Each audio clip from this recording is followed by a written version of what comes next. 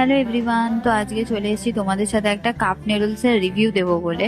এটা আমি first time try করছিলাম, আর এটার সাথে এই দুটো প্যাকেট এসেছিল, যেটার মধ্যে একটা চিলি অয়েল সামথিং কিছু একটা ছিল, যেটা দেখো খুবই লাল দেখতে, মানে দেখেই ভয় লাগছে। আর আমি কাজ করব আর কোনো ঘটনা ঘটবে না, এটা তো হতেই পারে না। ঢালার আগেই গোটা হাত সবকিছু মাখিয়ে নিয়েছি।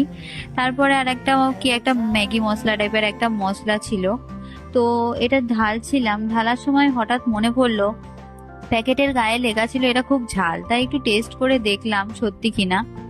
আর ও মাই গড, এত ঝাল এটা!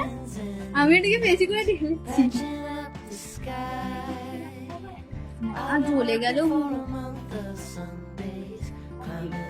তারপর মশলাটা এত ঝাল দেখার পরেও আমার শিক্ষা হয়নি, আমি এটাকে ভালো করে মিক্স করছিলাম। আর look at the colour guys, মানে দেখেই ভয় লাগছে, এত ভয়ঙ্কর কালার এসছে। তো আমি একটু টেস্ট করে দেখলাম, কিছু বুঝতে পারিনি, মোটামুটি আমার ভালোই লেগেছে, অনেকটা সেই হাক্কা নুডলস হয় না ওরকম টাইপের টেস্ট লেগেছে।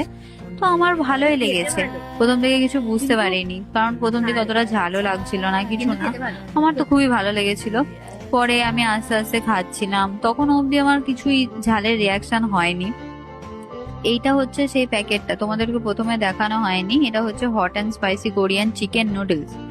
বাট লাস্টের দিকে খাওয়ার পর লিটারেলি আমার এত ঝাল লাগছিল, আমার চোখ দিয়ে জল বেরিয়ে গেছিল, আমার গোটা মুখ গরম হয়ে গেছিল, আর একটুই বাকি ছিল, আমি প্রায় অনেকটাই খেয়ে ফেলেছিলাম, কিন্তু আমার গোটা ঠোঁটের পোর্শনটা পুরোটা জ্বলছিল, আমার ঘাম হচ্ছিল প্রচন্ড পরিমাণে।